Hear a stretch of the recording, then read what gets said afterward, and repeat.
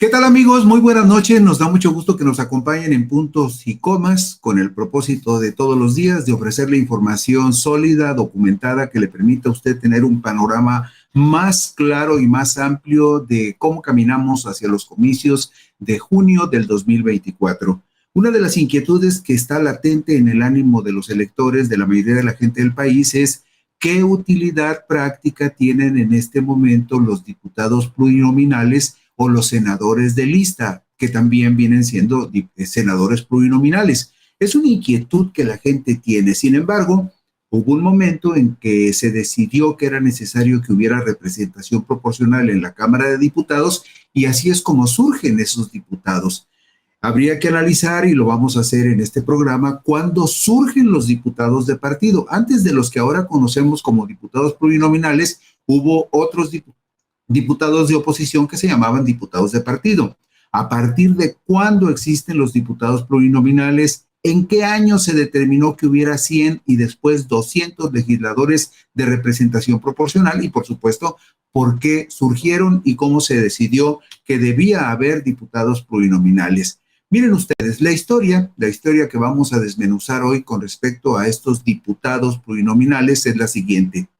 En las elecciones del domingo 6 de julio de 1958, Adolfo López Mateos ganó la presidencia de la República con el 89.91% de los votos. 89.81% de los votos. Sumó, López Mateos para ganar, sumó 6.767.754 sufragios y por supuesto tenía el respaldo de los llamados partidos satélites de aquella época, que eran el Partido Nacionalista Mexicano, el Partido Auténtico de la Revolución Mexicana y el Partido Popular Socialista, que iban así como rémoras encima del PRI.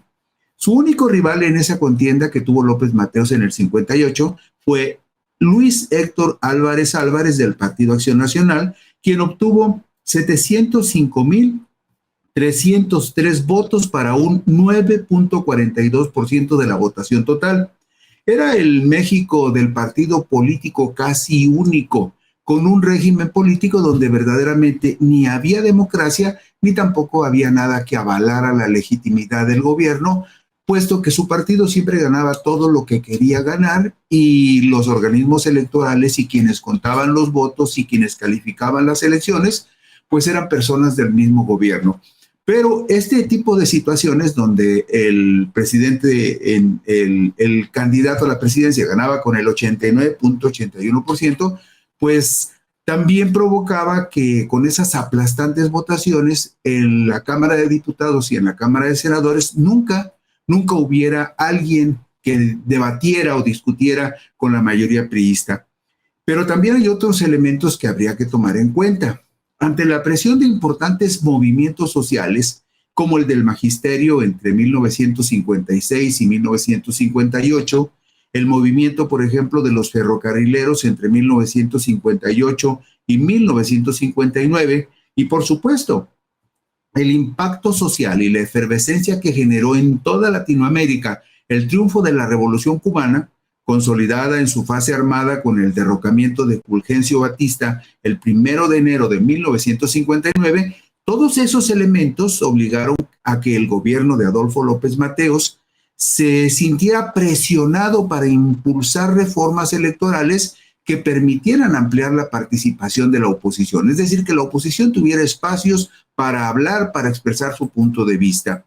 De tal manera que la reforma al artículo 54 constitucional, publicada en el Diario Oficial de la Federación el sábado 22 de junio de 1963, dispuso, fíjese ustedes qué interesante, esta reforma dispuso que todo partido político nacional que lograra el 2.5% de la votación total del país, el 2.5% de la votación total del país, cualquier partido que lograra esa votación tendría derecho a que se le acreditaran 5 diputados de partido. Así se les denominaba a los diputados de representación proporcional. 5 diputados de partido y un diputado más después de 5 por cada, y uno más después de 5 hasta un máximo de 20 diputados por cada medio punto porcentual de votos adicionales. Es decir, si un partido lograba, por ejemplo, 2.5 de la votación, en automático ya tenía 5 diputados de representación proporcional o llamados en ese momento diputados de partido. Por supuesto que estamos hablando solo de los partidos de oposición. Esto no le involucraba al PRI, era solo para los partidos de oposición. Con el 2.5% tenían derecho a tener 5 diputados de partido. Pero si por encima de ese 2.5%, por cada medio punto porcentual más, es decir, si tuviera 3% de la votación, ya tendría derecho a 6 diputados, los 5 de partido y uno más por el porcentaje, por el medio punto adicional. Así fue como empezaron los diputados de representación proporcional. La reforma al artículo 54 constitucional, el 22 de junio de 1963, fue el que abrió la puerta para los diputados de partido, para aquellos partidos de oposición que lograran el 2.5% de la votación y que con eso ya tenían derecho de entrada a 5 diputados de partido. Ahí tenemos el decreto que se publicó el sábado 22 de junio de 1963 y la explicación de cómo iba a operar este mecanismo para que la oposición pudiera estar representada en la Cámara de Diputados. Bueno, la primera ocasión que se votó para la inclusión de diputados federales de representación proporcional, entonces denominados diputados de partido, fue en los comicios presidenciales del domingo 5 de julio de 1964. En los comicios del domingo 5 de julio de 1964, Gustavo Díaz Ordaz fue candidato presidencial del PRI y también tenía el respaldo de los partidos satélites que en aquel entonces eran el Partido Popular Socialista, el Partido Auténtico de la Revolución Mexicana, y juntos sumaron 9.422.195 votos. El porcentaje también era verdaderamente escandaloso. El gobierno se atribuía a sí mismo, a su candidato presidencial, en este caso a Díaz Ordaz, una votación del 87.69%.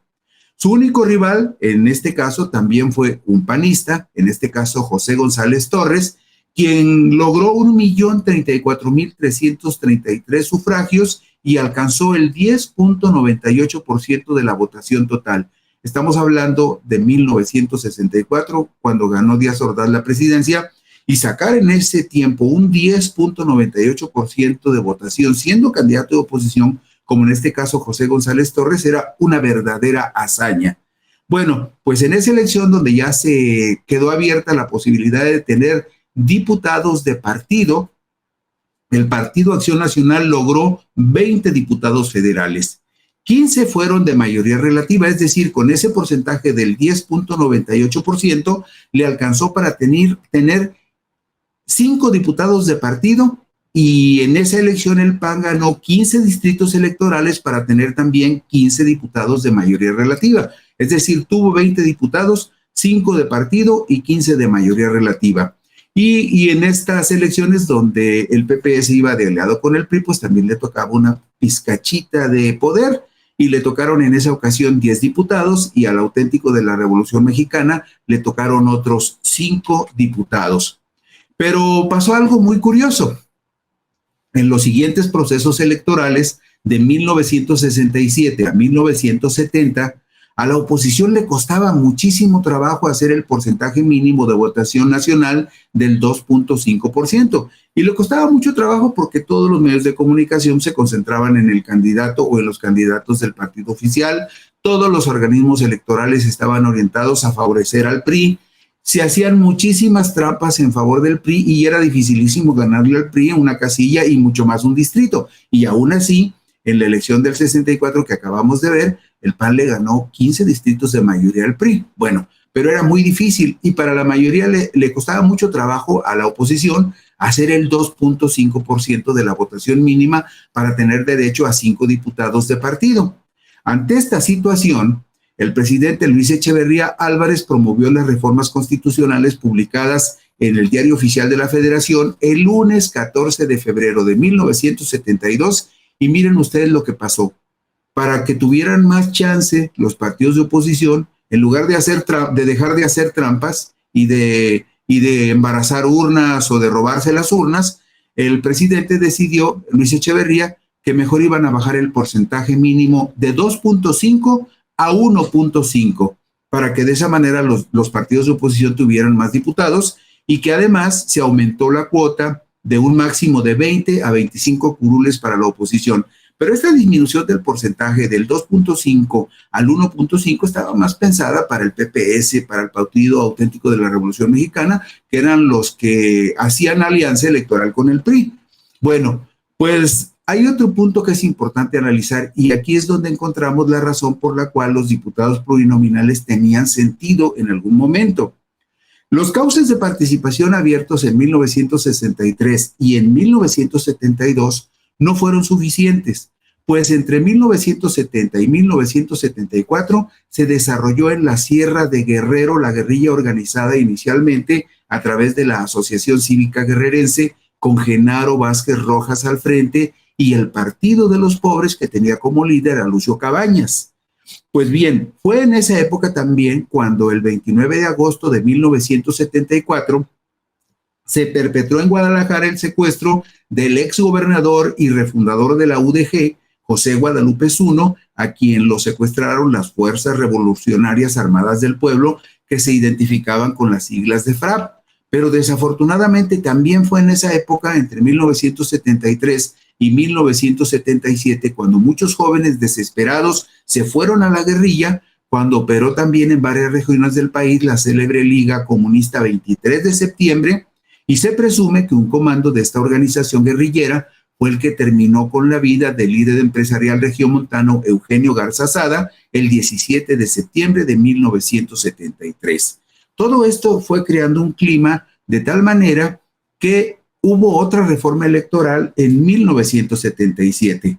Esta reforma electoral de 1977 fue promovida por el secretario de Gobernación Jesús Reyes Heroles y aprobada por José López Portillo, presidente priista.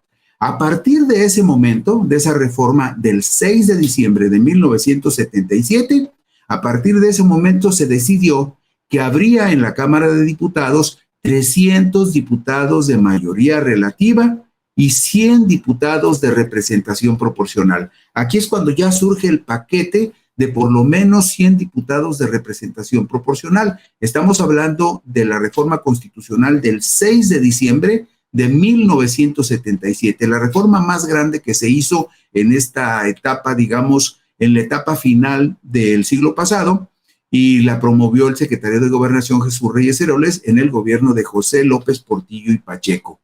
Hubo una época hace más de 4 décadas cuando llegaron por primera vez al Congreso de la Unión los primeros diputados federales de representación proporcional, conocidos generalmente como plurinominales.